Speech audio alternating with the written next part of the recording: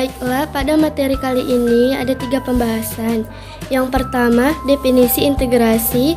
Yang kedua, definisi sains aksiologi.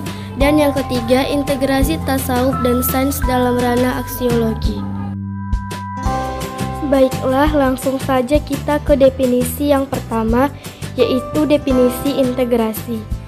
Integrasi merupakan sebuah sistem yang mengalami pembaruan dan menjadi sebuah kesatuan yang utuh.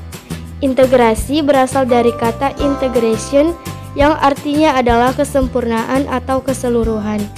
Integrasi juga dapat diartikan sebagai kondisi di mana kelompok etnik dan ras bisa beradaptasi serta bersikap konformitas dengan kebudayaan mayoritas di masyarakatnya.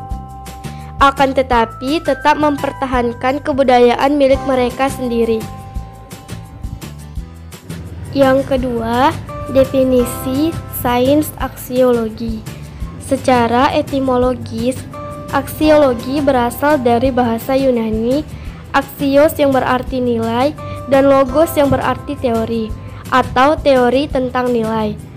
Sehingga dapat kita simpulkan bahwa aksiologi adalah teori nilai yang berkaitan dengan kegunaan dari ilmu pengetahuan yang diperoleh.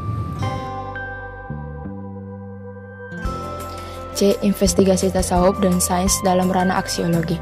Sains berasal dari kata sains, artinya tahu. Dalam pengertian yang sempit, sains diartikan untuk menunjukkan ilmuwan pengetahuan alam yang bersifat kuantitatif dan objektif. Aksiologi bermakna teori nilai investigasi terhadap asal, kriteria, dan status metafisik dari nilai tersebut. Aksiologi juga dimaknai sebagai studi tentang manfaat akhir dari segala sesuatu.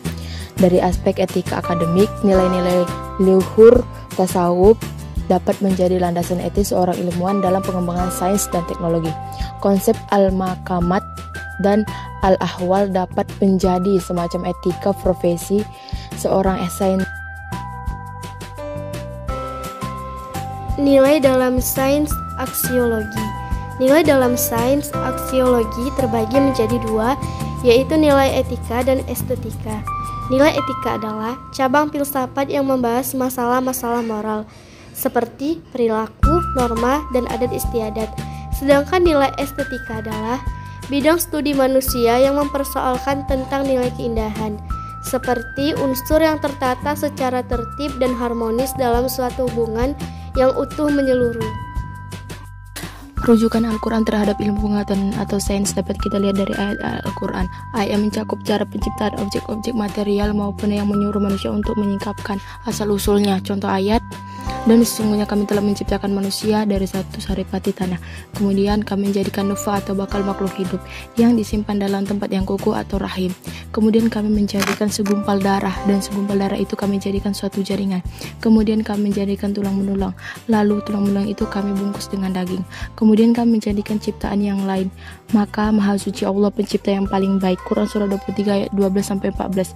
Maka apakah mereka tidak memperhatikan bagaimana unta diciptakan, dan langit bagaimana ia ditinggikan, dan gunung-gunung bagaimana ia ditegakkan, dan bumi bagaimana ia dihamparkan.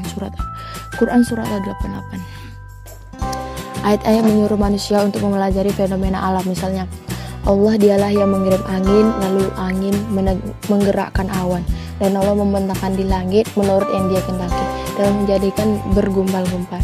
Lalu kamu lihat hujan keluar dari cerah-cerahnya. Quran surah 38. Sesungguhnya dalam menciptakan langit dan bumi, silih berganti malam dan siang, bahtera yang berlayar di laut membawa apa yang berguna bagi manusia, dan apa yang Allah turunkan dari langit berupa air. Lalu dengan air itu Dia hidupkan bumi sesudah mati atau kering, dan Dia sebarkan di bumi itu segala jenis hewan dan pengisaran angin dan awan yang Dia kendalikan di antara langit dan bumi.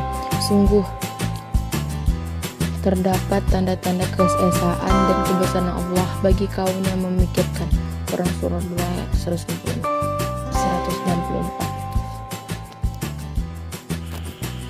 Ahmad Tafsir dalam bukunya berpendapat bahwa aksiologi ilmu sekurang-kurangnya memiliki 3 kegunaan, yaitu ilmu sebagai alat eksplanasi. Menurut T. Jacob, Manusia, Ilmu dan Teknologi tahun 1993.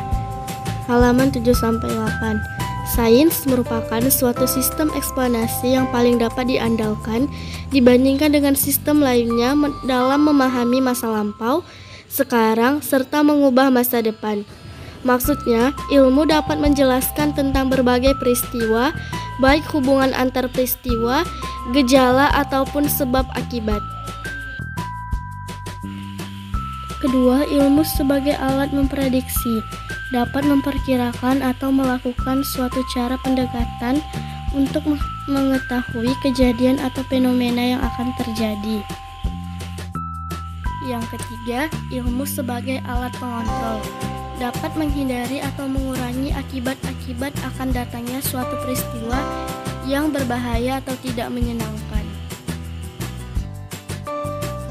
Para saintis diberi hak untuk mengembangkan hak pribadinya di bidang sains dengan syarat tidak menggunakan atau merusak kepentingan orang banyak. Artinya, pergerakan ke arah keburukan akan selalu dihadang dari berbagai arah dengan standar aturan baik dan buruk menurut Al-Quran. 28 Al-Quran Surah 89 ayat 6-9 menggambarkan sebagai berikut. Apakah kamu tidak memperhatikan bagaimana Allah mengajab kaum Ad, penduduk kota Iran, dengan tiang-tiang yang tinggi yang penuh pernah dibangun di negeri lain sebelumnya, dan kaum Tasmud yang memahat batu di lembah. Kemudian, temuan arkeologis membuktikan bahwa kaum tersebut memang benar-benar ada. Pembuktian pertama berasal dari naskah yang ditemukan Hisin I Guhurup dekat Aden di Yaman Selatan. Naskah ini ditemukan dari dalam tanah pada tahun 1934, bertuliskan Arab lama Khaymarait, diterjemahkan ke dalam bahasa Inggris yang menunjukkan nama Nabi Hud alaihissalam. Bukti arkeologis lain mengenai eksistensi Iram berasal dari eksplorasi Nicholas Klepp di gurun Arabia Selatan pada tahun 1990-an. Berdasarkan data ini, Klepp dan timnya mulai mengecek tanah terlarang ini pada tahun 1990 dan mulai melakukan pencarian pada akhir 1991. Kemudian, pada bulan Februari 1992, mereka menemukan sebuah bangunan segi 8 dengan dinding-dinding dan menara-menara tinggi. Sesuai yang disebut dalam Al-Quran di atas, ketinggiannya mencapai 9 meter, adapun kapasitas yang mendiami benteng tersebut kira-kira sekitar 150 orang. Kesimpulannya adalah, antara sains dan agama memiliki hubungan yang tak terpisahkan. Secara epistemologi, hubungan keduanya jangan dipahami sebagai suatu konflik, tetapi sebaliknya harus dipahami sebagai suatu totalitas sistem yang mana antara yang satu dengan yang lain sama-sama memberikan sumbangan atau saling melengkapi. Perkembangan sains memerlukan sandaran agama agar pertumbuhannya tidak berakhir dengan bencana. Al-Quran dengan kebenaran-kebenarannya perlu dikomparasikan dengan sains agar secara ilmiah dapat membuktikan dan dihadapkan dengan metodologi keilmuan. Integrasi sains dan agama akan menghasilkan ilmu pengetahuan transenden sekaligus didukung oleh kebenaran empiris dan rasional sebagai tolak ukur utama kebenaran ilmiah. Manusia dikaruniai akal dan berbagai fakta empiris sebagai wahana untuk memahami kebenaran Allah. Perpaduan antara kebenaran wahyu dan kebenaran ilmiah menghasilkan kembangan yang sangat akurat. Sains dan agama tidak dapat dipisahkan, apalagi dipertentangkan. Baiklah, itulah presentasi dari kelompok 11 mengenai integrasi tasawuf dan sains dalam ranah aksiologi. Jika ada kesalahan kata, kami mohon maaf. Kepada Allah kami mohon ampun. Assalamualaikum warahmatullahi wabarakatuh. I always thought I'd be with someone else. I thought I would own the way I felt. Yeah, I call you but you never even answer. I tell myself I'm done with wicked games, but then I get so numb with all the laughter that I forget about the pain. Oh.